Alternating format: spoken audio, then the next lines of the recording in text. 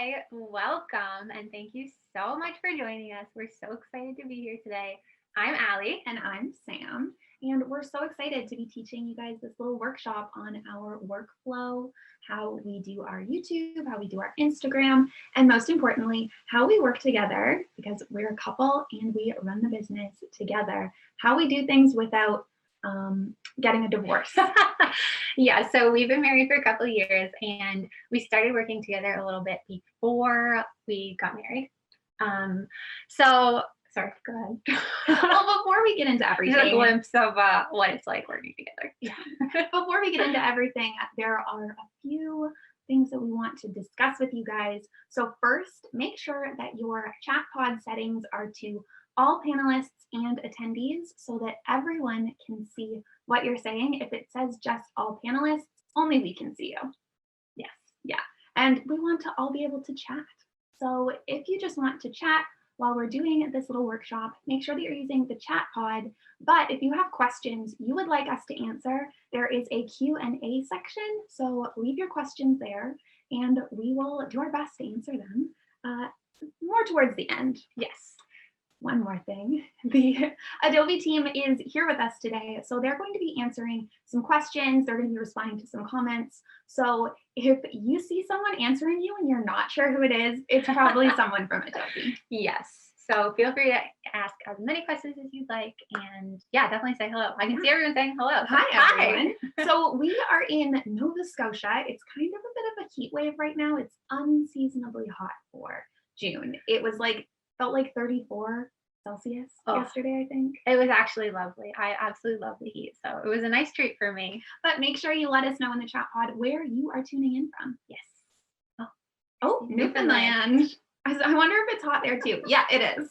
It's hot. I feel like it's hot everywhere. And from PEI, I am actually from PEI. So hello. We have Ontario, California. Oh my gosh. You guys are going so fast. Texas, Ottawa, lots of Ontario, British Columbia, so fun. California. We're from all over. Wow, lots from California. Fun fact, wish I lived in California. It's absolutely my favorite place to visit. So please send some sun this way. Although I've heard it's been pretty gloomy in California. So maybe we should send some sun the other way. And one more little housekeeping thing. Well, first, I'm just going to remind everyone to have it set to all panelists and attendees, because I can see some of these are just panelists. If it says just to all panelists in your chat pod, that means only Allie and I can really see what you're saying, but we want this to be interactive and for everyone to be able to see your lovely comments. So all panelists and attendees is what that should be set to. And one last thing before we get into this workshop, there will be a survey link in the chat pod at the end of this workshop, as well as emailed to you from Eventbrite, I believe. So make sure that you answer that little survey super quick, super easy, and it just helps Adobe know what kind of workshops to put on in the future. Yeah. So and it lets them know if you liked this. Yes, and we'll also remind you of that at the end. Yeah. Okay, I think that we are ready to dive into this workshop. Yay. Ready? Yes, I'm super excited. Here we go. We'll take a second for Allie to screen share. All right. So it's working. Present. There we go. Yep. One quick thing. We're going to just make sure that we can see your little comments. There we are. Perfect. Okay. Okay. So again, welcome. If you missed it at the start, a lot of people mix us up. So I am Allie. And I am Sam. It's all right if you mix us up. It happens all the time. I'm sure at least one or two of you didn't actually know who was who. Yeah. So it's okay. We get asked that a lot. We definitely do. And today we're going to chat all about running our social media channels. So first, a little about what we're going to cover. So first, who are we? What do we do? And our life as content creators. Yeah, we're going to talk about how we run a business as a couple. It's a lot working and living together sometimes, but we've figured out a way to make it run pretty smoothly. So we're going to share that with you. And then we're going to share our Instagram workflow. So that's going to be everything from how we shoot all our own content. We don't have a photographer that follows us around, contrary to popular belief. Yeah, so I do most of the Instagram, and then Sam does all of the YouTube. So then we're going to head on to our YouTube workflow, a little about how I edit and just video in general, because we do lots of both photography and video.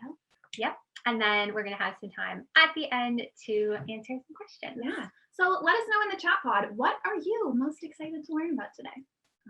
All right, here we go. Here we go. All right. So again, we did introduce ourselves at the start, but I'm Allie, this is Sam. We are married. We actually work full time as content creators. Full time, and have for about 3 years. Yeah, it's wild. It doesn't feel that long, but it's wild. And we're so lucky that we make a pretty substantial income through social media. It's pretty amazing. I feel like 10 years ago, this wasn't even a career option. So the fact that it is now is just wild, right? It really is. Sometimes I wake up and I'm like, how is this your job? Every day I wonder that. Yeah. And we do everything ourselves. So I think a lot of our friends ask us like, what goes on behind the scenes? Because all we see is you posting a photo and like maybe they think it takes 2 seconds, but really there's so much that goes into it. We shoot all of our own photos, do all of our own editing. We do negotiations, contracts, all of that stuff. And it actually takes a long time. It takes a long time. I mean, it's full time for both of us. Yeah. Allie, could you just do one little favor for Oh, me? yes. Could you drag that over there? Sorry, a little behind the scenes thing. I don't know how to use Allie's computer. Fun fact. Yeah, It we is are very ancient. separate, as you will learn. We have like very separate workspaces and work tasks. So when they We're gonna merge, share that. sometimes it's a little confusing. But So, like Allie said, we do absolutely everything ourselves. We don't have a manager. We don't have an agency. We do everything ourselves, from shooting the content, planning the content, working with brands, negotiating. The only things we don't do are lawyer tasks, because neither of us are lawyers, and taxes. We do have an accountant for that, because that's over our heads. even getting the taxes prepared is a lot for me. Very Yes. stressful, but we manage. Yeah. All right. Ready? Next slide. Yeah. Okay. So if you don't know us, here's where you can find us online. So at Allie and Sam on Instagram, that is our biggest following. That's where we've been the longest, and we love Instagram. I think it's your favorite platform for sure. Yes, I absolutely love it. Yeah. I love the video stuff. So lately we've been getting more into TikTok. So you can find us there, and as well on YouTube. YouTube, I think, is my favorite platform. I love the long form video, and I feel like it's such a good way to connect with people. I just love it. Yeah. You do. Okay. So probably the biggest question we get is how we got started. And we did not go into this thinking that it could be a job or anything like that. We really just started sharing some travel photos. We had recently been to Australia and taken so many photos on very, very old devices, like an iPhone 4 and an old GoPro. Yeah, so they are not good photos at all. And I edited them like in the Instagram app.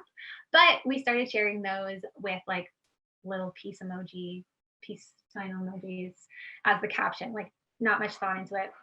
But as we started to share more of our story and open up a little bit, get a little more vulnerable, I think that's when it really started to grow. And we thought, hey, like maybe we can reach people through this and connect with others, and maybe get the opportunity to be representation for the LGBTQ plus community. And also we just absolutely loved it. It combines everything that I love: photography, writing, just like pretty much a dream. So really, yeah. And then we just grew organically. I had the idea to share more in our captions. So it was before Instagram stories even existed. Oh yeah. So it was just posting on the feed, and I had the idea to share longer form captions and write them a little more like a miniature blog post. Yeah. And just share our story, share our experiences. And that's when people really started following along. So the first tip we have for you is to share more than just a pretty picture and a peace sign emoji, as Allie likes to do. So use your captions and forms of video like stories or any other platform you're on to really connect with people and mostly show your personality. Yeah. People like to see you and what you're like, and they love to connect with you. But I do have one other little thing that goes with this is, especially if you're part of the LGBTQ plus community, you want to be a little vulnerable, but you need to remember that you don't have to share everything. And that goes for everyone. You don't have to share every detail of your life. I know people probably think that Allie and I share everything, but we have so much of our life that we don't share. Yeah. And it's important to have boundaries and to know what you're comfortable sharing and what your family, friends, partner are comfortable with you sharing, because maybe there's people in your life that don't want to be on a big platform. Yeah. And that's okay. And also maybe you don't want to have certain parts of your life out there. So don't feel like in order to be successful, you need to share every little detail of yourself, because you don't. No, you definitely don't. And it's important too, I think, when you're working with someone else, that you're both on the same page about that. I think because that could cause a little bit, I know we've had very minor incidents like Yes. early on where you might have shared something that I wasn't comfortable with or vice versa. And I'm an oversharer. and it's really important to just set those boundaries, I think, at the start so that everyone's on the same page and it just runs a lot smoother. Yes. So Okay. that's how we started this whole thing. And it's been an adventure ever since. Oh, it's such an I adventure. know, it's wonderful. Just love it. So we do have some quick tips on how to grow your following. This works on any platform. Yes. Do you want to go first? You can do the first one. I'll start. So first, be consistent. So depending on your platform, that's going to look different. If you're on YouTube, I know consistency is really important, but that doesn't have to be, I post every Friday at 12 o'clock. As long as it's maybe I post once a week, just so people know what they can expect from you. Mhm. It doesn't have to be as strict as some people are with it. When it comes to stories, posting a few different times in the day. When it comes to Instagram, posting a few times a week. Just don't go, if you're trying to grow your following, radio silent for weeks and weeks at a time, because people might forget about you a bit. Yes, but on that note as well, I think sometimes it's okay to take a break too. So for instance, sometimes I feel such a pressure that I need to do stories every day. And some days we might just be having a really bad day and we can't do a story. So it's okay to listen to yourself too. If you really have nothing to say and you really need a break, then it's okay.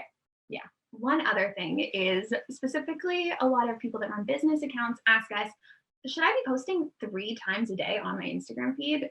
And the answer is no. No, oh my gosh. And I, even until recently, I thought I have to be posting every day. I really have to. But I've learned that nothing happens if you don't post for 2 days. Yes. Like nothing happens at all. Still all there when you get back. So sometimes it's okay to take that break. Yeah, for sure. And then also, I'm going to do this one too, Allie. Yeah, sure. Take advantage of new platforms and or features. So when, for instance, YouTube just released in some countries, YouTube Shorts. It's still in beta, so it's just like a 60-second or less video. Or Instagram, when they came out with Reels pretty recently, they want to promote that new feature. So if you're using that feature at the beginning, then you're going to be promoted to more accounts because they're like, look, they're using this new feature. I'm going to push it out to more people. So that's a way to get in front of more people, is just to stay on top of the new features, but also getting on a platform early. I guarantee if we all started on TikTok last year when I was laughing about TikTok and saying who would ever be on TikTok, then we would all have a lot more followers on TikTok. That's our goal. So getting on a platform before it's super saturated is also good, but keep in mind that if you feel like you missed the bandwagon, you never missed the bandwagon. You can always start. Yeah, it's never too late. Exactly. And another thing, I like, this is the thing that I say is always the most important thing, is engaging.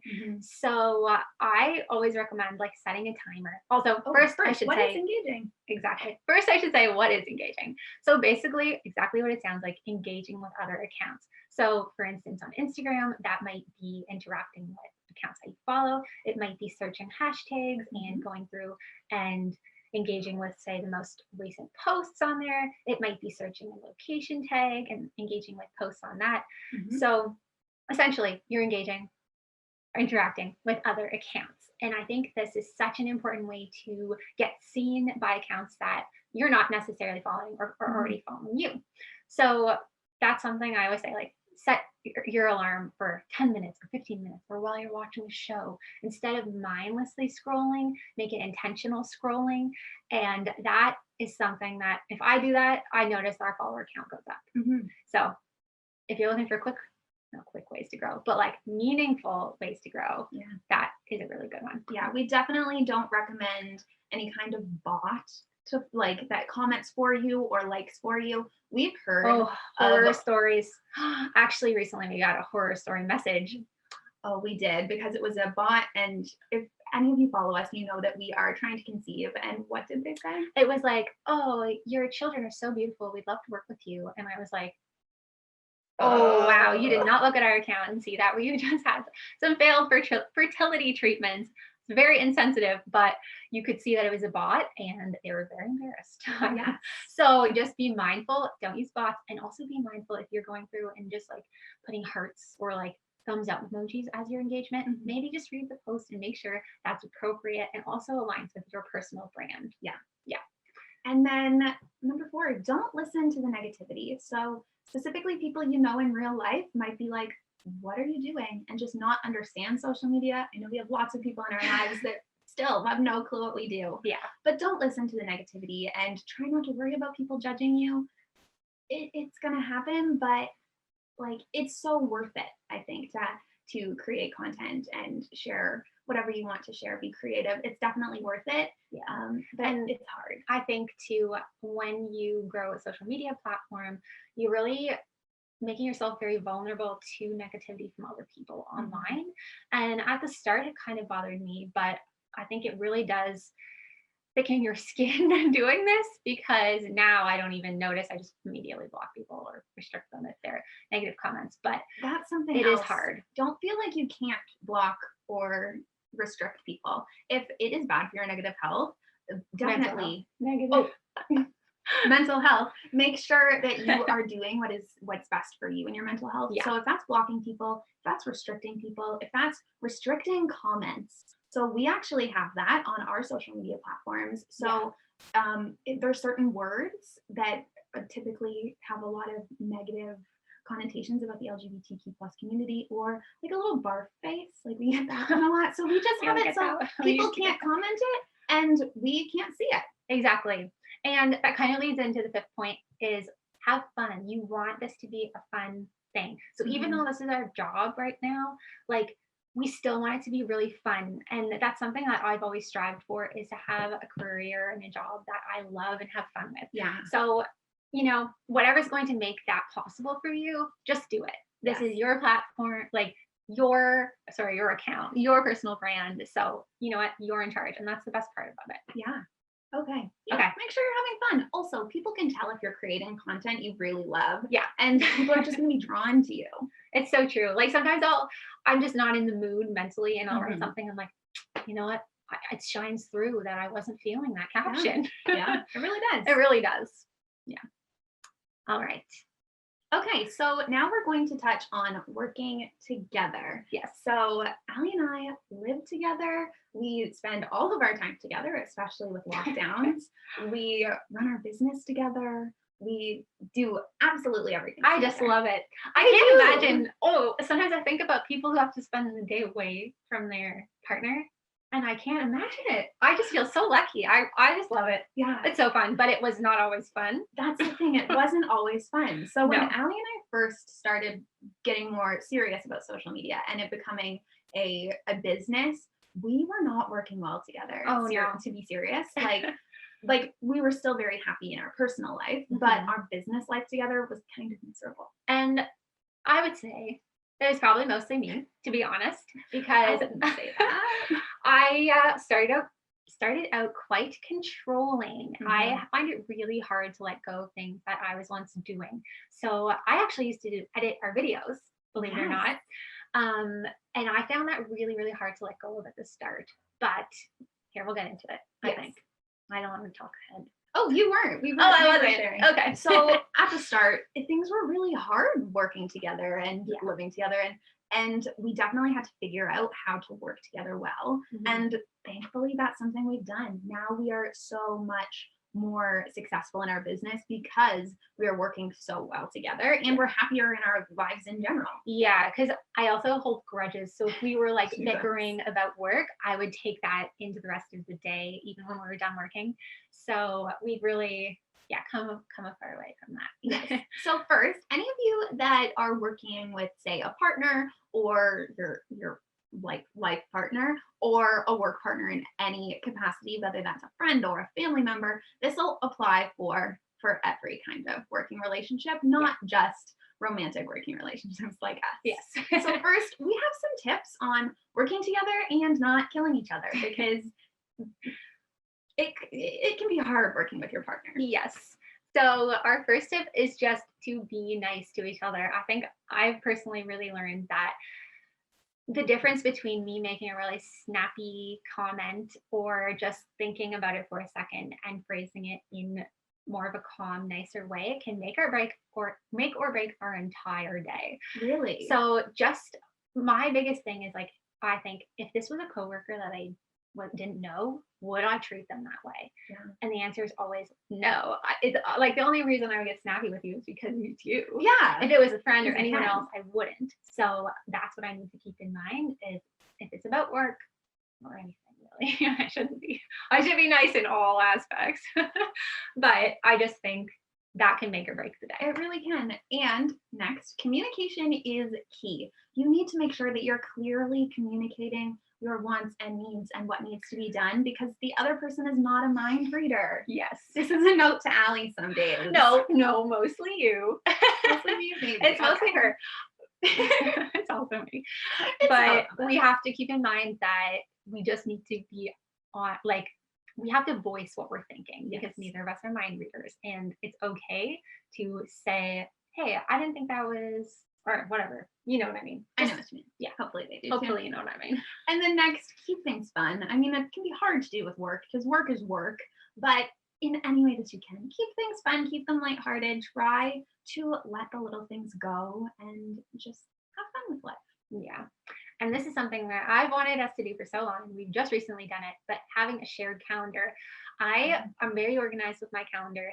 You are I'm the best not. organized with Honestly, your calendar. no. I have a plan for my day. And so we've started going over our days the night before, and it's made a big difference because then we know what's going on. We know the expectations of what needs to be done that day. And it just feels so much more organized. Yeah. And then so what calendar app do we use? I see that just came up there. We actually use Google Calendar. Well, actually, I use an agenda. I love She to see does. things in paper. I also have like 15 lists on the go. she does. So I prefer to have my things just on my desk in front of me. My desk is the dining room table, but I have it all in front of me, and that's you drew my calendar also. I So drew it. yeah. So we will also though use Google Calendar for keeping especially meetings and stuff organized. Yeah. So it's shared between us. So I have it on my computer, Allie has it on hers, and we can write anything in, any deadline, anything like that, and share it back and forth. That can be really handy. Yeah. We do also like a pen and paper though. Yes. Setting work free time is really important too. Yes. We sometimes struggle with that because our work and our life are kind of so intertwined. And since we're sharing our lives on our social media platforms, it's really hard to make that separate. So setting time, for instance, we went on a date last night and I said, we aren't talking about work tonight. Not at all. Like no social media. And it really is a nice break. Yes. Yeah. That is also the second point. Under that, don't talk about work all the time. Yes. Yeah. I am just going to circle back because you guys are really curious about planning. So we can talk about that for a minute. So first, let's say, so it says, do you share calendars with each other or do you have a Sam and Allie account for shared appointments? So we have two different calendars. My calendar, because I keep a lot more in it. I'm working on keeping a lot more in it. I just have it shared from like Allie's calendar shared with me, and I just keep it in mine as well. And then also this is, Kelsey, I feel this. So if Allie is a hard yes and Sam, you're not, how do we manage that for different events and stuff? Like how do we handle that stuff? Oh, I don't know. What do you think? I feel like it's important to just really talk to your partner about putting things in that calendar. If it's an event and you're really excited about it, but they're not, maybe you just need to talk things through. We're really lucky that we're normally on the same page. Yeah, we almost 100% of the time have the same view or opinion on something. So we're pretty lucky in that sense. We are. Yes. And any other questions, if you guys want to put them into the Q&A little pod, like Elizabeth, your question you just asked, we can touch on that later. Yeah, so that would put be it great. into the Q&A and we will talk about that at the end. Yeah, so I'm excited don't let for us those forget. questions. So next, assess your strengths. So we are both good at very different things. Yes. And it's good to know what your partner's good at, what you're good at. And then it goes with our next point, which we're going to dive into a lot more, and that is splitting up tasks. Yes. That is our number one key for success, is dividing everything up. Oh, so yeah. Let's talk about that. Things got so much easier when, How do you make it go? just click it. Oh, there we go. There's we divide the tasks. I'm the clicker. So we actually each have our own distinct roles in our company because that's how we work best. We Yes. found that when we were both trying to do the same things, it was just not good for us in our relationship. So we divide up every little thing. And it's either Allie's job or my job, and we know whose responsibility is what, and we don't hover. We do not micromanage each other and be like, oh, well, I don't think that the editing of that video, like maybe I didn't like that. Or, oh, that Instagram caption, maybe you should have said this instead. We just stay in our own lane. Yeah. Allie does her things. I do my thing. I don't think Allie even watches the YouTube videos. I was just back. going to say, to be honest, I don't watch our YouTube videos, and I've never seen our TikTok. So sometimes people will be like, oh, I saw that TikTok. And Allie's like, cool. I just was in it for a second. I have no clue what it's like. I have no clue what's on there. I don't have TikTok. So yeah, it's how we work best and how we work most efficiently. It's how we Yes. get everything done is by dividing it up. Yeah. So pro tip first is divide things up based on what you actually like to do and what you're good at, because you want your work is so much of your life, and you want it to be things that you love. So if possible, try to divide things up with your partner in a way that you're doing things that you actually like doing each. Yeah. So my roles in all of this are brand communication and emails. That takes up so much of my time. You have no idea. I spend so much time on emails, and I don't know why it takes so much time, but there's a lot of back and forth doing negotiations with brands and contracts. So I do all of that stuff. I do all of the shooting and editing for our photos. I do all the finances and the accounting. That is my least favorite part of all of this, but I've learned so much. And I also write all of our Instagram captions. Yes. And then what do I do? You just click. So I do all of the video editing and shooting. I do everything TikTok and YouTube. Like Allie said, she's never even seen them. And then I also run my own Instagram, which is @SamKwiatkowski. And I run the blog whenever the blog is running. It's been a while, but I'm trying to make it come back. Yeah. So we just really divide up those big tasks, and then everything that falls under those categories is my job or Allie's job. And we don't really think about what the other person's doing at all. No, it's actually great. I'm just having some water. Yeah, you better get ready. This is your I know. time to shine. Allie's This is going my time to talk about Instagram. Okay. So yes, I do all of the Instagram, and I don't need to say the whole backstory on that. Okay. So first, the most important thing to have on hand, and what I honestly do struggle with sometimes, is having the content. So having photos to use. The biggest thing that I have learned is to plan. I'm not like a huge planner, I have to be honest. Like, I don't have our Instagram planned out for weeks in advance, but I do find that planning really helps. So how that starts is I need inspiration for photos. How I do that is sometimes when I'm scrolling through Instagram, I will save photos that I like the poses of, or I like certain things about. And then I get to just go back to our saved, you can go to saved photos on Instagram. And then when it comes time to shoot, I have all these ideas. Pinterest is also really good. I have a board called, I think, Photos for Today that I made once, and now it's been photos for 3 years. Yep.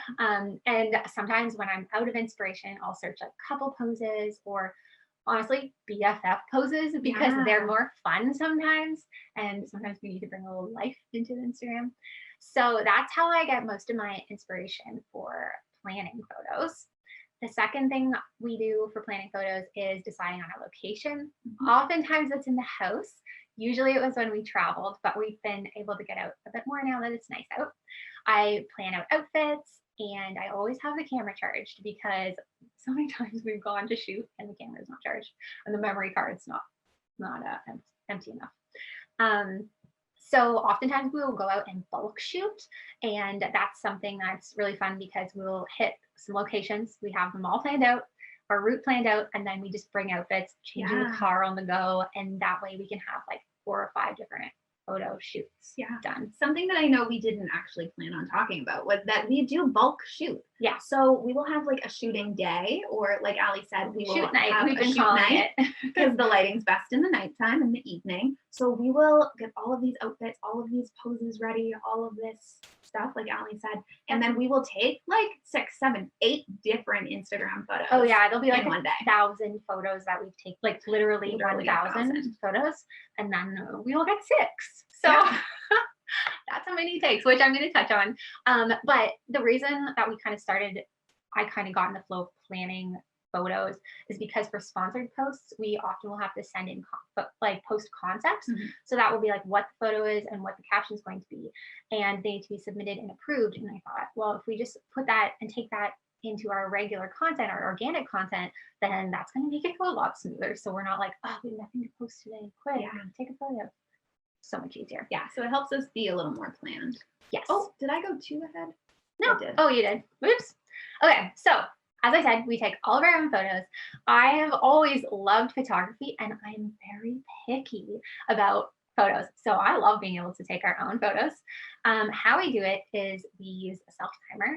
We actually have just the Canon app on your phone, and you can also get a shutter remote, but we just don't have one. We just use the Canon app. And like I said before, we would take like 100 photos to get 1 or 2 good ones. What camera do we use? Okay, so we use it's old. We use the Canon 70D. It works though. I think it's a 30mm Sigma lens that's compatible for the Canon body. It works. It's old, but it does the job. Yeah. We really like our Sigma lens, the 35, right? I don't know if it's the 30 or the 35. Could be either. We also really like a 50mm lens. Yes. Great for great. portraits. It's great. Yeah, so it's actually 30. I remembered. That is my go-to lens. Pretty much I use that for everything. The 30. Yeah. How do we do it? Okay. So it used to be funny because we didn't have the Canon app, and we would set the timer on the camera. You would be there, like we'd be traveling, and this was probably a wild scene. Oh, you're there. I'm watching. setting it up, being like, "Okay, stand there, because I'm going to go there, so I need to focus it there." And then you only have 10 seconds to get there, and it takes one shot. So she would sprint. I would sprint and then pose. Yeah, it was probably quite the sight to see. It worked, but it's so much easier having the app. So what I do is I get Sam to stand where we are going to be taking the photo and set her up and see where I'm going to go. Frame it, then I just go join you, and we put it on remote shutter or high speed continuous shooting. That way we just like press it down. It'll take 100 photos in literally like 30 seconds, and we just move really quick. Well, kind of slow, so that they're all posed. They're all blurry. And then I go check, see what they look like. Oh, it wasn't in focus. Gotta do it again. So we definitely recommend having a computer, or my goodness.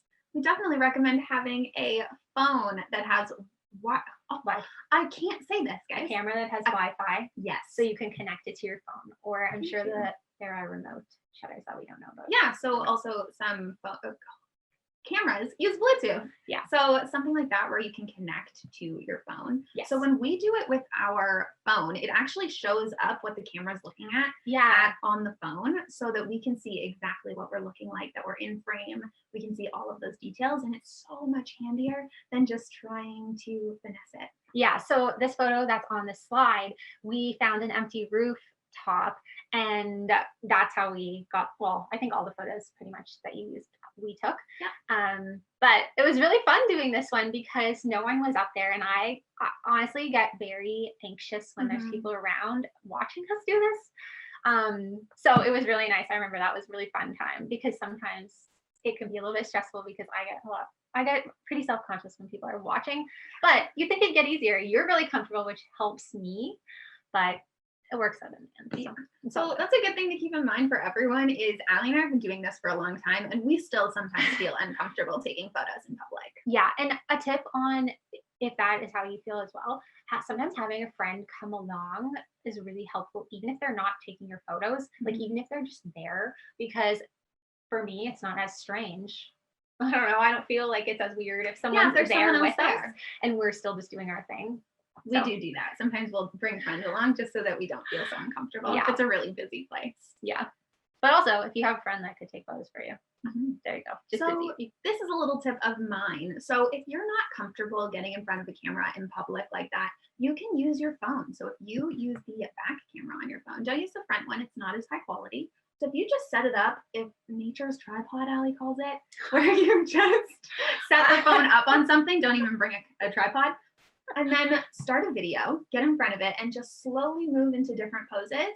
And then you're able to just watch that video back and screenshot any that you think would make a good photo. I just watched a girl do this the other day. It's like an actual In real thing. life? Yeah, that woman by the art gallery. Oh yeah. We were so impressed at her posing skills. Yeah. I was like, oh my gosh. So just make sure you're not moving too fast so that you're not getting motion blur on those. And it's going to give you lots of poses in a short amount of time. And it's not going to look as weird as posing in front of a big camera. So if you're uncomfortable, try that. But maybe you just have confidence. Yes. You have to click. Oh my gosh. Okay. So editing on the go. That's what it says here. Yes, it does. Okay. So once the perk of having for us that Canon app on our phones is that you actually can download the images to your phone. It does give you the option for full quality or a lesser quality. And I always hit lesser quality, even though you probably should hit full quality. Probably. But for on the go or quick things that we need to get up, it is just perfect. So we just import the photos from the app to the phone, and then I import the photos into Lightroom while I go through and favorite my favorites. Because honestly, if there's 100 photos, you probably only need 1 or 2 or 3. So I'll into just, Lightroom Mobile. oh yes, So that's a free app from Adobe. You can get a membership so that you get access to more features, but it's free for the basic version where you can do lots of great editing. Yes, and we also do have Lightroom on the computer as well, the desktop. However, on the go, obviously, the mobile is just ideal for me. And to be honest, I use it all the time because I can sit outside and do my editing. It's great. I just love it. So yeah, you just import into Lightroom, do your editing, and then post. So when we're traveling, this is so handy. If we're working with a hotel or something and they need the content up like same day, super easy to do. Yeah, because then we're not constantly having to use the computer. Yeah. We're not having to access the memory card. It just is so much easier. And I'm just going to answer Tony's question really quick on what I mean by the back camera on your phone. So your camera has 2 phones, one on the front that you use. Your phone has 2 cameras. What did I say? Your camera has 2 phones. Sometimes I mix up my words. So your phone has 2 cameras. Well, mine has more than that, but let's say they have 2. So the one on the front is what you use to FaceTime, and that's a lower quality. It just doesn't have as many pixels. It just doesn't take as clear of images. So instead, use the one on the back of your phone that looks like this. Yeah. So that's what I mean by that. Yeah. Ready? Ready. Okay, so, don't hit play yet. Okay, I have to explain. Okay, so editing with Lightroom Mobile, I'm just gonna do a very basic tutorial, not really a tutorial. I'm just gonna show you how I edit my photos. A quick explainer beforehand is I have created my own preset. Basically, do you want to quickly explain what a preset is? We were going to later, but if it helps to do it now, we can do it now. Okay, do it now. Okay. Do you want to skip ahead and go back to this? Oh, I accidentally pushed play. It's okay. So we'll explain after. Okay. So I made my own preset, essentially. Sam will explain what that is in a few minutes. It's like a filter, but she'll explain better. And I have already edited other images in Lightroom that have that on it, so I can copy and paste it to new photos. Yes. So this picture is the same one I showed you earlier that we took on the rooftop, and I'm just going to quickly explain and just show you in case you wanted to see in your Lightroom mobile app what it looks like. Hopefully I can explain this well. I think I don't want it like you know when it's playing. I guess I can pause it. Yes, you can pause it. Okay. Oops. Oh, sorry, folks. Okay. Play. Okay, so this is the photo that I'm going to show you how to edit. If you tap on the photo, it will show you. Oh, is it playing? Oh, yeah, it is. It'll come up in a sec. I was a bit slow doing that. So if you tap on the photo, oops, it will show you the before. Oh, why are we doing that? I think you were showing how you import photos first. Oh, yes. Okay. So first, how you import photos into Lightroom. You go back. It's going to come. Sorry. Okay. not there. I thought I was doing it and then I wasn't. Okay, so you're going to click at the bottom where it's blue, and then you can just import from camera roll. It will show you your camera roll coming up, and then you could pick photos. I've already imported these photos, so I'm not going to show you how to do that. So I'm going to go back to the photo that I'm editing. If you tap on it, you'll be able to see before, so it hasn't been edited at all. And then if you let go, it will show you after. So what I'm going to do is go back to another photo that I edited with a preset. Again, it's just one I made myself.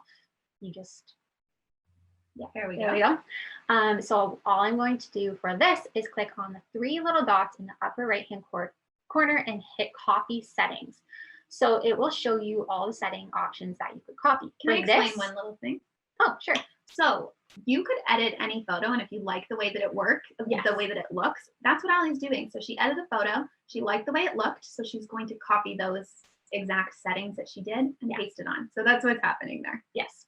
So this will give you options. I usually don't do tools or geometry. Tools would be like, say you wanted to brighten just my face or something like that. You could do a selective edit. I usually don't copy things like that because our faces are moving. Geometry is cropping or straightening. So if the camera was angled and all the photos are crooked, I would copy geometry and have everything straight. So for now, I'm just copying everything else. Then I will go back to the photo that I want to edit, click on it. I couldn't find it, I guess. There it is. Then I'll click those same 3 dots in the upper right-hand corner and just paste. And then it will paste those exact settings. So for this, it was shot in the exact same light, so I wouldn't need to do much editing, but I usually do a bit of adjustments. So for instance, I'll show you the before and after. And then usually I go into the light, and that's what I do the most adjusting. So sometimes you'll need to bump up the exposure. So if it's for a different Instagram like mine, I might play around with it. The shadows is something I usually play around with. Sometimes highlights, and then grain. So my personal Instagram, I love grain. On Allie and Sam, I don't. So that's something that you could add. For this photo, I didn't want the grain, so I'm going to take it back down. And that's pretty much how easy it is. And as you can see, there's the before and the after. And I'll let you finish. Okay. I'm just going to show you again on another photo of Sam that I had edited for her feed. So what I'm going to do is reset the adjustments to import. So that's the original photo. And then I'm going to paste the same settings. And here you can see I really do need to change things because it is dark. Those are the settings from the last photo. Yeah. So I'm going to play around with this, the shadows, and then that's something that could match our Allie and Sam feed. Yeah. Yeah. So there's the before and after of that.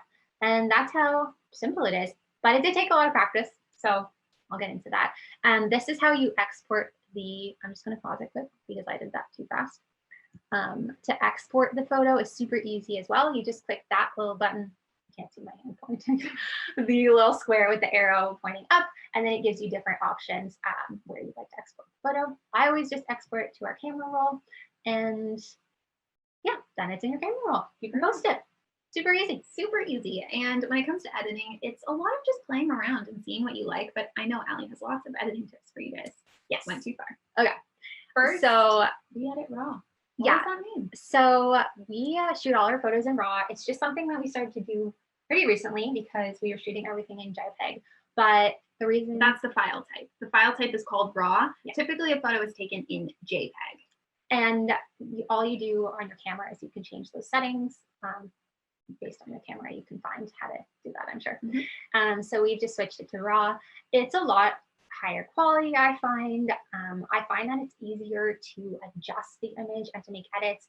I feel like the photo is just a lot more receptive to edits. Mm-hmm. Again, I'm not technically trained in editing, so I hope I'm not saying this incorrectly, but it's just a lot easier to like absorb the edits.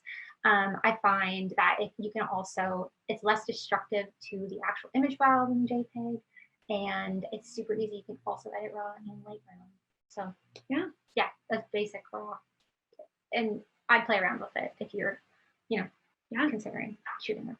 So presets, that's what Allie and I were talking about before. So what is a Lightroom preset? I will read you if Allie can read that one. Oh, sorry. The exact definition that I have. So it is a configuration of settings especially made to give your photo a certain look or style.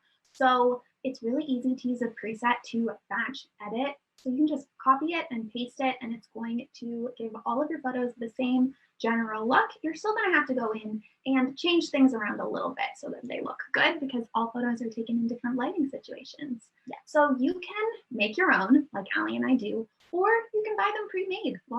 There's lots of ways to buy them, and lots of different photographers and different creatives and different places that sell them. Yeah, they're really great. And it just helps give that flow, that look. Yeah. Okay. So my number one editing tips is experiment. That is the best thing to do, I find. I've played around with so many different editing looks, and I still do. It's just super fun for me to do. But that's a really great way to also get familiar with Lightroom Mobile and Lightroom on the computer. Find styles that you like. That's what I have done. And I just Googled before, like, how to achieve a warm film-like look in editing. And you can watch videos, and it just shows you exactly how to do it. And I found a video that showed me how to do it in Lightroom. So super, super easy. And I already knew how to use the app. Mm-hmm. Also, you don't have to get stuck on one style. Some people will change their feed from like being warm in the fall to cool in the winter. You don't have to get stuck on one thing. If your style changes, look in your editing. And practice really does help.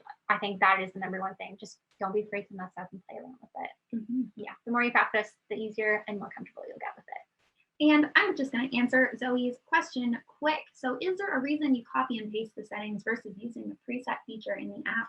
Honestly, we usually will use the preset feature in the app, but this is a new account, and the presets that we've bought from other creatives and photographers are in our other account. Yeah. So and just because this is our own preset, it's just easier for us. You actually can, though, create a preset. Yeah. So I could, from what I showed you, that copy paste setting, create a preset, and that would be my own. I just haven't done it.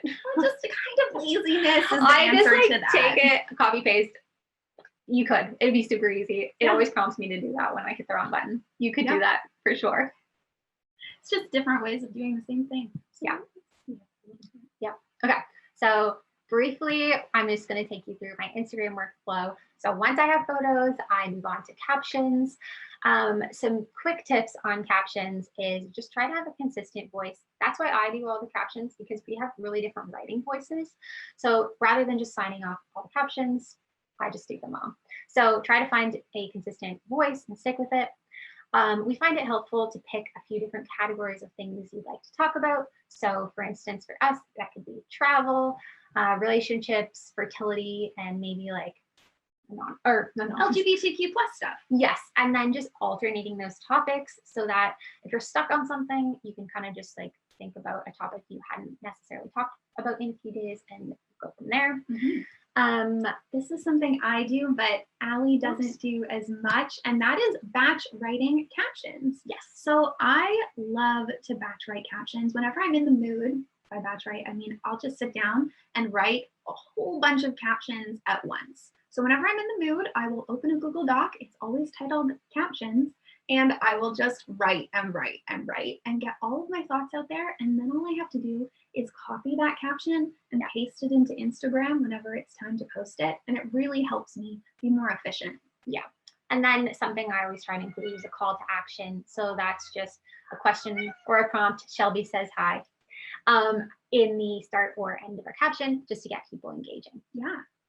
So call to action, that can be asking a question, that can be saying, let me know down below what you feel about this thing, or give me an emoji for what your weekend's going to be like. Yeah. Or you can say, go to the link in my bio. It's just directing people to do something more than just reading. Exactly. Yes.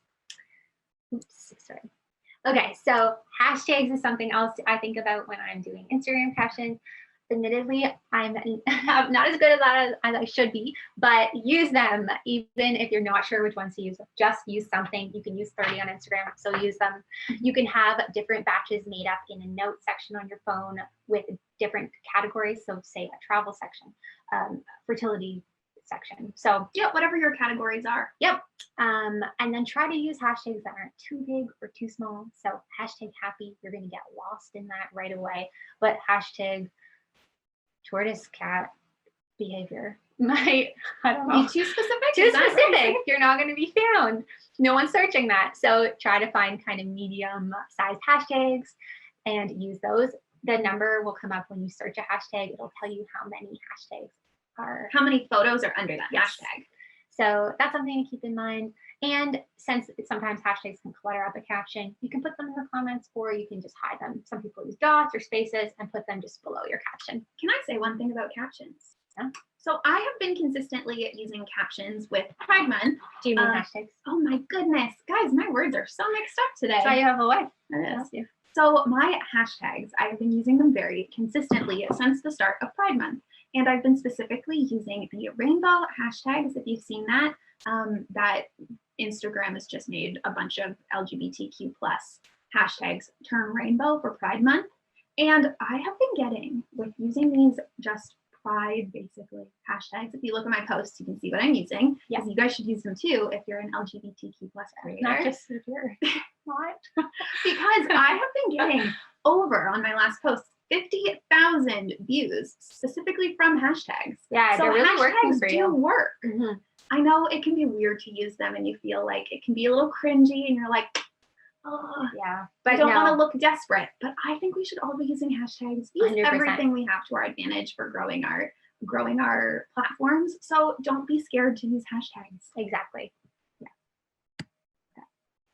My YouTube, your turn. All right, so I think that we might do a part 2 and talk more about video editing. Yes. Because I have so much to share and we only have so much time. Yeah, so this is going to be kind of just the basics of what I do. And let us know if you want a part 2 where we get more in depth on just video editing in general. Yeah. Because I think it would be really fun. Yes, but a brief overview for now. Okay. Oops. Sorry, folks. I moved the Zoom chat. Okay, so the first step when it comes to making a video for YouTube is video brainstorming. So I try to keep a constant list of video ideas at all times. So you do. You're really good at that. Thanks.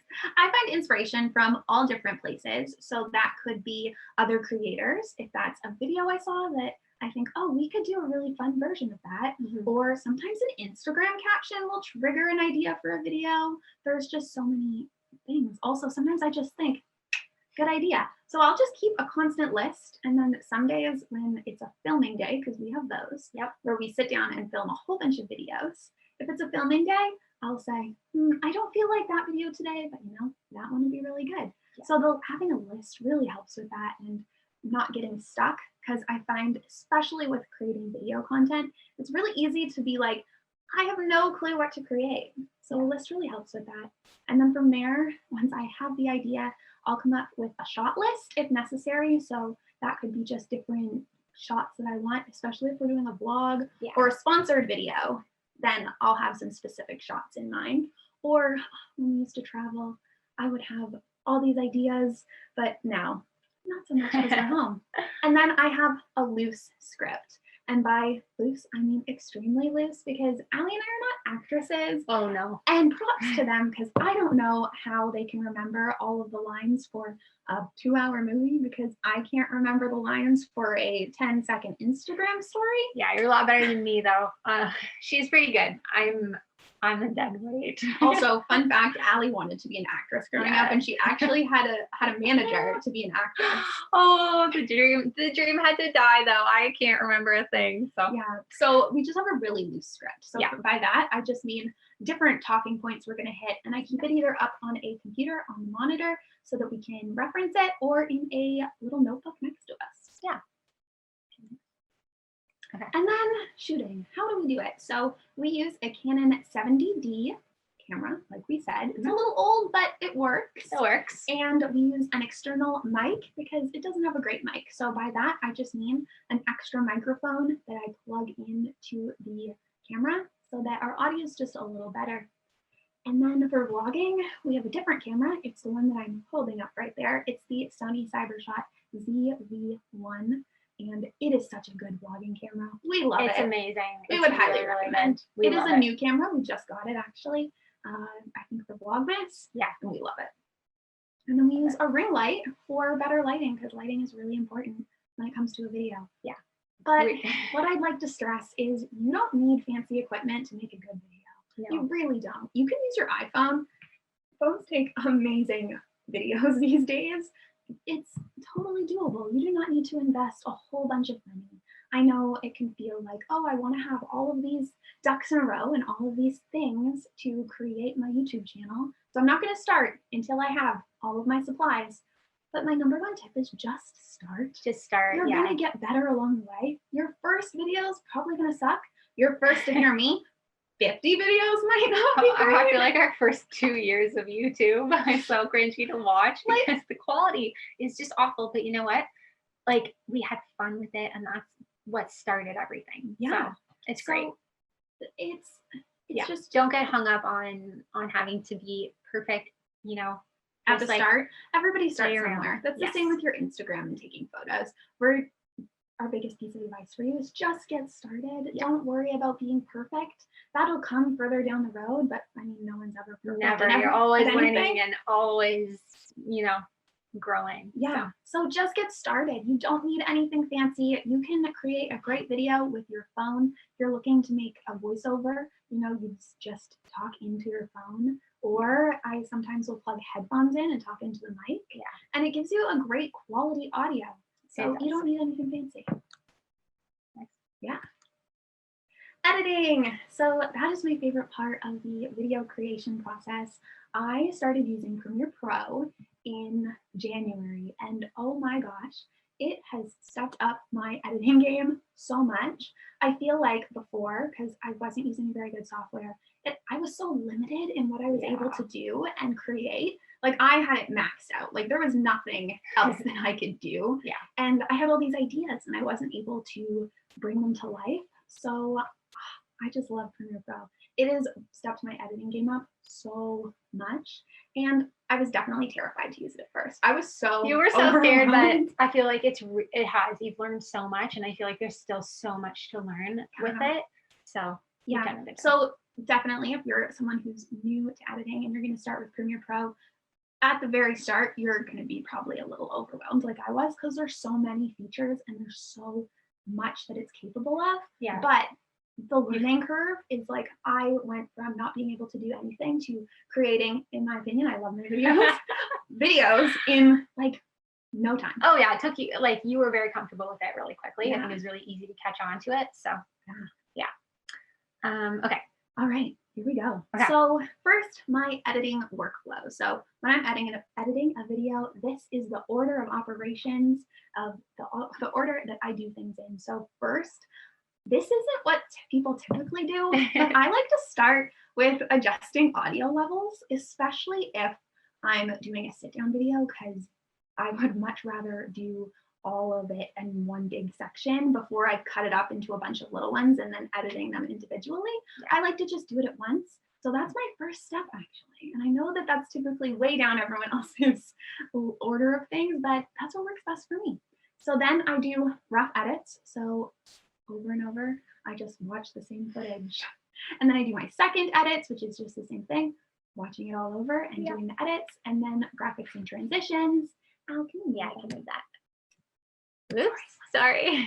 Then I add my music and sound effects. Then I do my color correction. Then I export it, and then I create social teasers. So little clips of the video that I like, that I promote on social media to get people to watch the video. Yeah. So now I'll dive into those things a little bit more. And then hopefully we'll do another video that's more in depth. Yes. So first, these are my favorite shortcuts.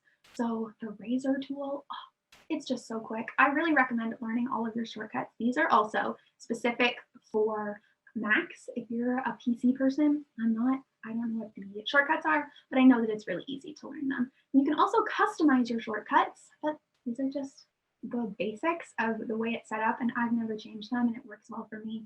So I'm always going back from my razor tool to my selection tool, back and forth. What is the razor tool? Oh, that's how you cut. Okay. So if you're going to make a cut in the clip and separate two clips, you use the razor tool, and selection is like it sounds, to select. Then Command Z is how I undo things, because I make a lot of mistakes.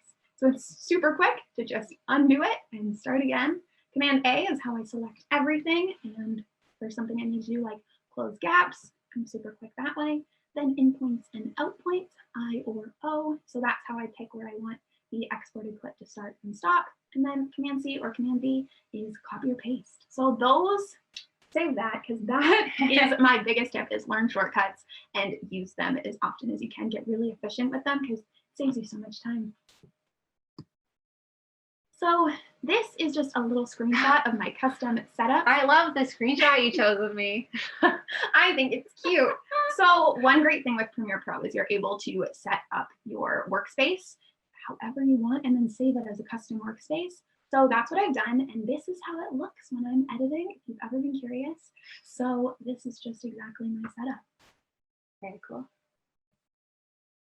So then I do my first and second round edits once everything is exported in. Something else I do that's a little different than most people is I just take all of my clips and I put them all in the timeline. I don't use the source window very often to select like a certain part of a clip like you're able to. I find it easier because typically if I'm filming something, I want the whole thing. Yeah. So it's easy for me to just put it all in the timeline, and then I start cutting clips and deleting clips, reordering things, and I'd also stabilize at this point. And then I do it all again, and then probably do it all again. So a video for us will typically have like 60 minutes of footage that I'm cutting down to 20 minutes. Yeah. I guess I just said that I don't use a whole clip, but I do. It's just I have to cut it down to that. Yeah. Because it's a lot of ums and ahs. And oh yeah, and me being like goofy. Very goofy. And you have to cut it. So I will typically watch our videos 5+ times before they go live because I'm just watching it over and over and over. yeah. So Sorry, go ahead. I need you to move it. I know. So how I do my graphics and transitions, again, I'm just keeping things pretty short because I have a lot of things that I could talk about. And but we will in another. hopefully we will in another video, in another workshop. So I find it really easy, and a great way to stay organized is I keep all of my graphics in a specific folder on my computer. So that's where I keep my intro, my end slate, any overlays, any social media cards, any animations that I have that I want to use more than once. I make sure that it's in that little folder so that I'm not constantly having to search my computer for things. Organization can really help you be a much more efficient editor. Yeah. So try to keep your graphics all in one spot. And then, just if you're wondering, my favorite transitions, I use cross dissolve a lot, which is just how you like blend two clips together and they'll dissolve one into the other. And then it's like a blur effect. Yeah. And then I will use the wipe a lot. So that is when one clip like this wipes across, and then there's the other clip behind it. I'll use a little whoosh transition, and that's my favorite YouTube transition for vlogs. And dip to black is also one that I use a lot. And then this is a lot of me talking right now. It's okay. There's motion graphics in Premiere Pro, which I'm not going to get a lot into this time, but I will in the future if we do another one of these. And they're just pre-made graphics that move, and they're amazing. It's a great way for you to make your own intro or really spice up your videos. And Premiere Pro has lots of free ones available, which is so cool. But they also have some that you can pay for if you want to get really, really fancy with it. It's just really great, and they're so easy to use, and they up your quality so much. Okay. We keep having the same issue. So then I do my audio and sound effects. So sound effects I use a lot are the whoosh at the transition, like I said, and the pop. I'll also use some specific effects for like a slurp if we're like drinking an iced coffee, all of those things. I find that so fun, and like it really adds another level to your video rather than just the standard audio by just playing it up. It's really fun, and it adds just that extra layer. Yeah. And then with music, Adobe Stock is a really great option. It's royalty-free music that you can use credits to purchase. It's really affordable. And one thing, if you're ever creating content for a sponsored post or for a brand to use, they need to have access to that music, and they need to have the proper licensing. Yeah. So this is really handy for that, for making sure that for commercials and ads and like social media ads, that you have the proper licensing, because you don't want to get in trouble by using an audio that you thought you had access to, but you really don't. So Adobe Stock is great for that. And Okay. then just really, really briefly, then I do my color grading and LUTs. So if we look on the right-hand side here under the Lumetri color section, it looks just like Lightroom, where Allie was just showing you. So you're able to do basically everything you can do to a photo in Lightroom to a video in Premiere Pro, which is so dang cool. And it really helps elevate your video and make it look more professional. So you can edit things the same way there. Or you can use a LUT, which is essentially a preset, and it's a preset onto your video.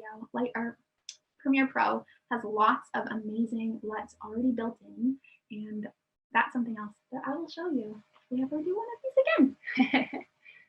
It is cool. It's so cool. And I had no idea that that was a thing. So professional. Like our videographer for our wedding, his videos have such a distinct look. And before I started using Premiere Pro, I actually didn't know you could change the color. I didn't either. And I thought he was doing it with his camera, and I was like so impressed. And then I learned how to do this. I think Emily mentioned that I did Creator Camp with Adobe. So you guys can apply to it using the link that she posted there. Yeah. And one of the classes was on color, and they were explaining how to change the color of your videos. Yeah. And I was mind blown. And I figured out that's how he does it. It's not like he's some magician. He just uses really good editing software like Premiere Pro. And you're able to do it. Also, Creator Camp is free. I recommend any of you sign up because it is such an amazing learning experience. And I learned so much. Okay, so then I do my social media teasers. So if I have a YouTube video and I want to create a little teaser clip for stories, it's really good for that. So sorry, Allie has to move my thing again. So I can also use the same content on multiple platforms in the right size. So something that you're able to do in Premiere Pro is resize, like reframe. It's called auto reframe. You can change the size of your video so that it fits on the proper platform perfectly. And it's a great way to get your content in front of another platform and properly and have it look really good. And to use the same video on different platforms, like you can cut it up and it's just the same content other places. So you're like saving time kind of by being able to get that content in multiple places instead of just one. Yeah. Ready? Also, it's something I had to get really comfortable doing because brands typically ask for the same video in all different sizes. Yeah. So it's something I would definitely recommend people learn how to do. Okay, so then once the video is exported and ready to go onto YouTube, I create the thumbnail, the title, the description, honestly things that I'm not great at yet. I still need to learn more about what makes a good thumbnail and title and description, but I mean, everybody's still learning. Yeah, and I am too. So a few YouTube tips are to write really robust descriptions because the algorithm that YouTube is a computer, so it can only really look at words. It can't watch the video. So it's only really putting it in front of people based on the automated captions if you didn't put captions in and the words that you use to describe it. So make sure that you're using lots of keywords so you can do some research. I know Google SEO is a good way to get keywords and see what people are searching so that you're using the right words. Yeah. Be consistent. Try to post on some kind of schedule. It doesn't have to be, like I said earlier, super set in stone, like every Friday at 12, but just know or let your audience know that you're going to be posting maybe once a week, twice a week, so that they know what to expect because people, especially on YouTube, like to know when they're going to be able to see more of you. And finally, respond to comments. It goes back to engaging. You also want to do that on YouTube. It really helps create a community and like engage with people and create that community. That's what I mean. Also, just a fun fact, when it comes to TikTok, I actually use Premiere Pro to edit a lot of my TikToks. I never use the TikTok app, but if you do want to edit on your phone, Premiere Rush is also a really great, quick mobile editor. Too. Yeah, you could do a full YouTube video in Premiere Rush. That's so cool. Yeah. Okay. All right. Really fun stuff. I know some of you are really interested. We'll briefly touch on this just so we have some time for questions as well, because I know that there are some in the Q&A box. So I'll just briefly touch on how we work with brands. So there's a couple of different ways that we make money off our social media channels. The biggest way is sponsored posts. So brands will pay us to include their product or service, whatever it may be, in a Instagram photo, YouTube video, stories. Just a note on that, we really are really selective with the brands we work with. We always work with brands that we really truly enjoy or believe in. So we always say no if it's not actually a good fit. And I think that's something that is important to keep in mind right from the time that you get started. Don't just say yes to something because it's an opportunity that someone's like, oh, I'll give you this free thing. If you don't like it, then just say no, you know, or if it's not a good fit, if their values don't align with yours, it's better to just say no. It can be hard saying no to money, but it's definitely important to if it's not a brand that aligns with you. We had an opportunity. We are vegetarian, so we had an opportunity come up that was a significant amount of money, but it was for something for eggs. And sometimes we were like, eat eggs. You know what? Ethically, we just didn't fit. So again, that was really hard to turn down a significant amount of money, but honestly, it's more important to stay true to your values. Yeah, and just ethically, it didn't align with what we believe. I mean, obviously, sometimes we eat eggs because we're not perfect, but still, it didn't align, so we said no. Yeah, so that's one way. Sponsored posts. You can use affiliate links. There's ad revenue on YouTube videos. We have some merch that we sell, and also sometimes we teach workshops. So not so much since COVID, but pre-COVID, we used to do in-person ones. It was so fun. We loved it. So also public speaking. We loved going to schools. It was something we did a lot, and just talk about being a lesbian couple to youth. And it was such a wonderful experience. And it's something I hope we can do more of in the future. Yeah, fingers crossed. So that's just a brief overview. That's how we make most of our money. So pitching is something I just wanted to really briefly touch on. I'm not a professional pitcher, but I do it all the time. So don't be afraid to reach out to brands. If you really want to work with a brand, just reach out and ask. So what I do is I find their email address. I need to move this little thing so I can see the words. Sorry. So the worst case that happens is they say no. And then maybe a year down the road, you could reach out again and they might say yes. So it's never too early. You're never too small. We stayed at our first hotel. I think when we had 4,000 Instagram followers, I reached out. I saw a hotel was opening in LA. We were there. I was like, hey, I take photography as well. I do photography. Didn't really do that at the time. But I was like, you know what? We can do a post for you, and I will also give you, 10 to 20 high-res photos. So whether you're a small creator or big, it's important to think about like what else you can offer a brand. So a lot of times brands will like photos that they can use for their own use. And that's something that we almost always do with especially travel. So it's never too early. The worst they say is no. Yeah. So just reach out. And you can have a small following and also make an income. I feel like people feel like, oh, well, I don't have X number of followers. There's no way I could make money. But if you have an engaged following, there are brands that I'm sure would love to work with you. Because what matters is that you have an engaged following. It's more important to have a small following that gets great engagement from their followers than a huge following that doesn't. Exactly. It's so much more important to, numbers are not everything at all. So. So don't feel like it's a way out of your reach, because trust me, it's not. And I just wanted to share briefly how I reach out to brands. I've kind of developed this little template, and usually I start with an intro. Hi, my name's Allie. I'm reaching out. This is a little bit about us. Then why I'm reaching out. I'd love to work with you in some capacity, or just reaching out to see if you have any campaigns we might be a good fit for. And then I briefly describe why. Hi, Lily. Our little dog's here. She's a big dog. I describe why we're a good fit for the brand, or why we love the brand. Something like that. A little bit of a personal tie to the brand.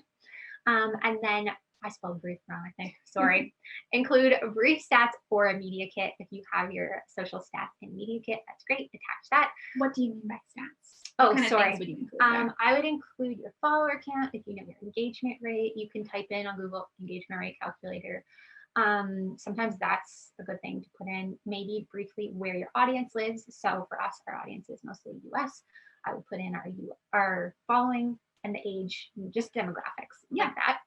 And then just like, let me know if you'd like to chat more. I keep them as short as I can while including all that info, because I assume, I don't know, but I assume people don't want to read long emails all the time. I don't. So keep it brief. And then if you don't hear back, follow up. There's nothing wrong with following up.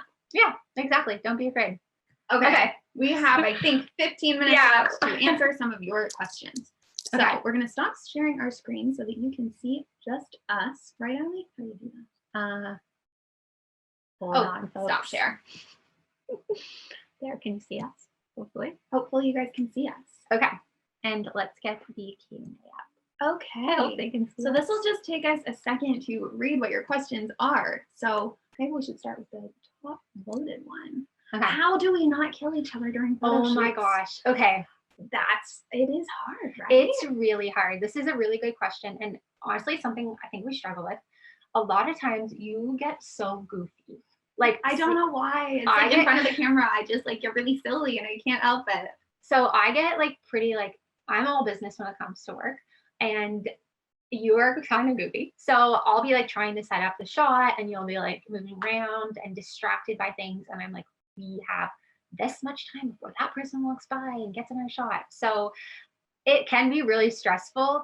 It just, I have to take a breath sometimes and be like, okay, if we have to wait a few extra minutes, it's not the end of the world. But it's cold out, we get cranky. So If it's cold, it's never fun. I know what Kelsey, you said, are photo shoot days fun or stressful? They're usually more stressful than they are fun. yeah, unfortunately, I'm just, to be completely honest, Yeah. it's not always fun. Yeah. So sometimes it's fun, but yeah. Anyway, Okay. hopefully that answered a bit. Oh, do we click answer live to do it? I don't know. Oh, That's okay. yeah. So next question is, what are tips for branding yourselves? Do you need experience? So we didn't have any experience None. prior to this. I had a degree in sociology and journalism. Yours is in neuroscience. So we had no expertise on this. We kind of just learned as we went. We watched videos online and read things online, just like Googled it, and really just learned as we go. So I don't think you necessarily need experience. You have to start from somewhere and you can make your own experience. So Yeah. Yeah. You don't need to have gone to school to be really great at social media marketing. You don't need to do that. No, I don't It's think so. definitely something that you can learn yourself just by trying and trial and error. So it's definitely possible. I'm gonna do this so we know what we answered. Okay. Okay. Do you want to pick the next one? Do you both engage on Instagram, and how do you stop from scrolling and shift to work mode? Oh, so part okay. one, do we both do the engaging on Instagram? We should. We should. No, I pretty much, you don't log into ours very often. I don't do many things on Allie and Sam. I really so don't. it's all me. Fun fact is I actually don't use Instagram for fun. Like I don't scroll mindlessly. I've never really enjoyed social media apps, which is funny because You do it's our enjoy job. creating for I social like media apps. creating, but I don't like consuming a lot of content because I think it makes me a bit anxious. Mhm. So I try not to actually consume that much content. So whenever I'm scrolling, it is work mode. It's never just like mindless work mode. I mean, mindless scrolling. So I think that's really good for me. You, though. Yes, I'm very different. So I am definitely someone who will mindlessly scroll on Instagram. I'm very easily distracted as a human, and I can get very distracted when I'm opening the app to do something for work, Mhm. and then I end up just scrolling and just looking at things. Yeah. So to make sure that I'm engaging and not just mindlessly scrolling, I'll set reminders to do the things that need to be done. So I will set a reminder and it just will pop up on my phone and say, engage for 10 minutes. Or I wish I had a better way to just not mindlessly scroll. The way that I do this is I actually set a timer. Is that how you'd say it? It's like a limit for the app you can do on Apple. So my TikTok and or Instagram, because that's where I will lose time, I have it set to only being able to access it for a certain amount of the day, so that I'm not just mindlessly scrolling all day long. And it really helps for me. Yeah. Oops. Okay, let's go to the next one. Quickly, what lens do we use for photos? It's the Sigma 30mm lens that's compatible with Canon. I just searched online to buy it. I'm sure there's lots of different places, but that's the one we use. Yeah. And I love it. Ooh, Allie, are you gonna ever make your presets available? Oh, We didn't know anyone would honestly, ever want that. I don't know how, but I'm sure I could learn to share them at some point. I will look into that. Something people are interested in. Yeah, maybe. I'd love to. They're not professional. I'm sure you could buy better ones, but I'd love to give them to you. So I'll figure that out. Yes, I'll share them. What are the disadvantages of branding yourself? So I think you mean like we're like a personal brand. So our brand, our business is us, and it's our personalities and our faces and our lives. And it can be really stressful figuring out how much you want to share. It can also be really stressful dealing with the negativity, because when someone says something negative, it's not about our business, it's about us. Yeah. And that can be really hard to deal with. I think that's something to keep in mind when you want to create a social media following, is that you will probably receive negativity at some point. And it can be hard on your mental health dealing with that. So make sure that you really protect your mental health. And I think we mentioned earlier, if that's limiting people or blocking people or limiting certain words so they can't be said in your comments on YouTube or Instagram, do that. Protect your mental health. Know that you don't have to answer someone that asks something inappropriate. Just protect your mental health. I think it's really easy to get really down about things. Yeah, exactly. Also, remember when someone says something, because we're a personal brand and it seems like it's directed at us, it's easy to take it to heart. But remember that that person doesn't actually know you. And it's if someone's saying something really mean, it's always more of a reflection of them than you. Okay. Do you use your cell phone for pictures, and how? So we don't. No, like as in taking a photo on our camera. Yeah. No, for stories, we obviously use our phones, but we actually use the camera for all of our photos pretty much, unless it's like the odd selfie that we were like out at the beach or something. And I'm not really sure why that is, because you can take really great photos on your phone. I think I really like having a camera that's not connected. Again, I personally don't like cell phones and like being available all the time. So I like something that's not connected to social media or like stuff like that. So I like having the camera in my hand. Yes. And sorry, where else? Which one do you think? Oh, yeah, you guys have lots of questions. Also, if you have more questions, you can put them here in the Q&A and we can try to answer them. How about that one? So how to make the time while we both work full-time jobs. So I think you mean that you want to make time to create content. And what did you two do at the beginning? Okay. At the start, Allie was a nanny, and I was a nanny. Kids on the autism spectrum, so we were both busy.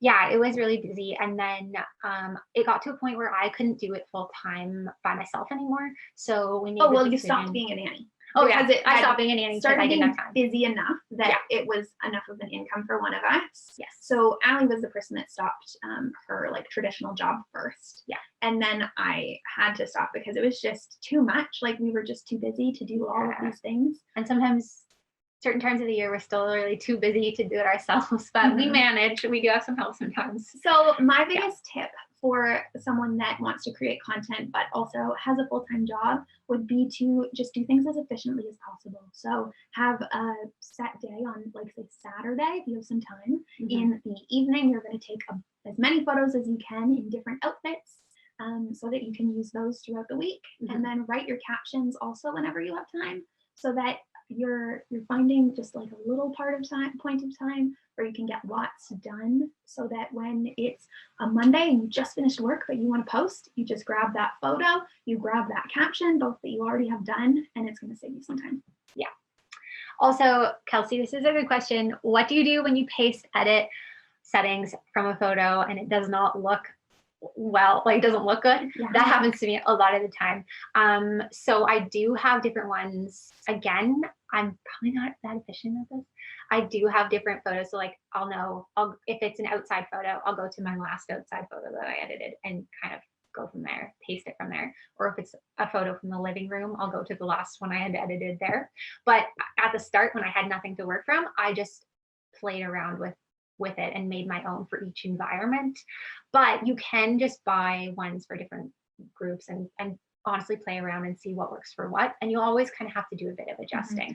No preset is ever going to go, well, maybe if you're really lucky, it'll look perfect on that photo, but it's always going to need some adjusting. So I definitely recommend checking out like YouTube. I know Adobe has lots of great resources on their YouTube on how to edit things, and you can learn how to edit and what each thing does by playing around with it. So you'll be able to tell eventually what is off from that preset. You'll look at it and say, oh, the exposure is way too high, or the shadows are way too low, and you're going to be able to make those changes more easily. At the start, it's definitely hard, so it's just going to take some playing around. Yeah.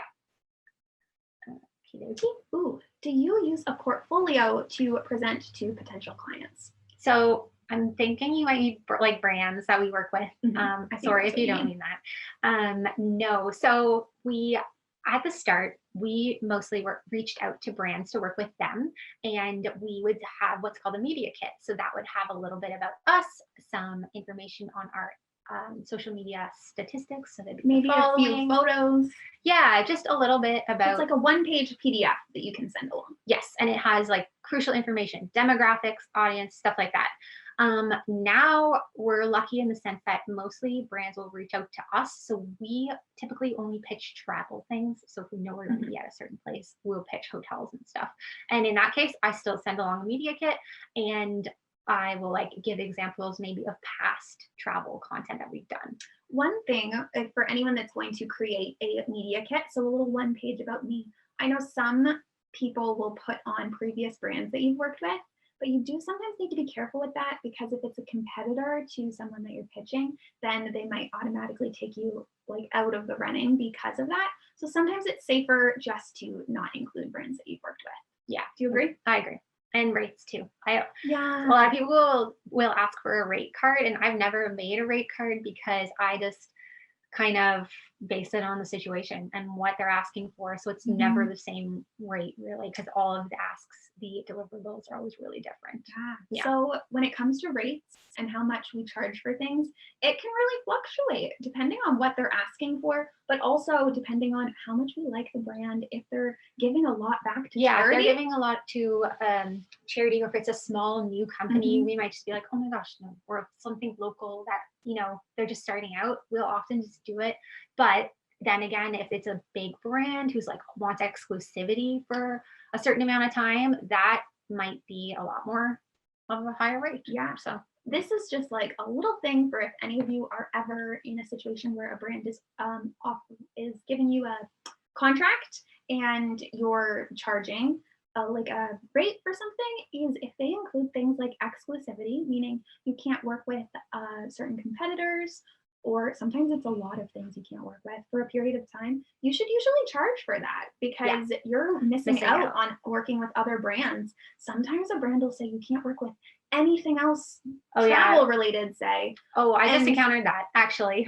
And I was like, oh no, you got to remove that section, because I wasn't even willing to compromise or like charge a rate for it, because travel is our thing. Not right now, but I was like, there's no option. We're not ever doing travel exclusivity. Yeah. And it's okay when someone sends you a contract, if there's something in it that you don't like, it is okay to say, hey, I don't really like this part. And read every word. Just like biggest advice, read every single word. If you don't understand, make sure you know what it means. Yes. Yeah. And the last question. 2 minutes left. Do you budget? And then financially supporting yourself and being able to buy a house, feed the pets. We have 4 fertility treatments. Okay. So we're lucky. So for travel, we will often reach out to brands and work with them. So we save a lot of money. We usually just have to pay for like flights, and we're often able to work with hotels or tourism boards. So we kind of save a lot of money in that sense in the travel. We're not the best budgeters, to be honest, but we also aren't big spenders. The only thing we spend our money on, we bought a house. We did fertility treatments. We spent a lot of money on that. But we don't really like buy anything. We would go out for like a date, and that's pretty much what we spend our money on. So we're really lucky we're on the same page. So yeah, we don't budget that well, but it works out. I think we're mindful of our spending and mindful of what purchases are coming up in the future, and mindful that this doesn't last forever. That's a big thing. We're really looking for ways that we can invest and put money aside for the future, because we know that this is not something that lasts forever. I wish it would, but we know that it won't. So we're trying to also find ways that we can kind of have like a sustainable income for years to come. Yeah. Yeah. All right. Well, thank you so much, everyone, for attending this event. It was so much fun. It was so much fun. I hope it's weird that we couldn't see you though. Like, it's strange not to see anyone, but also don't forget to do the survey that I think Emily will be linking it. She Yes. just did. And the other thing is, if you want to watch this back, it is going to be on the Adobe Video and Motion YouTube channel. And also, we learned so much from doing Adobe Creator Camp. Yes, it it is was a so free good. multi-week course, and it is just such a great learning opportunity. And Emily also linked that up above. So give that a try to apply for it, see if it's something you're interested in. And thanks so much. for Yes, coming to and us. also feel free to send us a message on Instagram. Sometimes we're a little slow at replying, but if you want to say hi, or if you had any other questions that we didn't get to today, please send us a message. Yes. Say hi. And hopefully we'll see you again soon. Yeah, It'd be nice. this was so much Thanks fun. for hanging out. I hope you learned something. I hope so too. Okay. Well, we'll see you soon.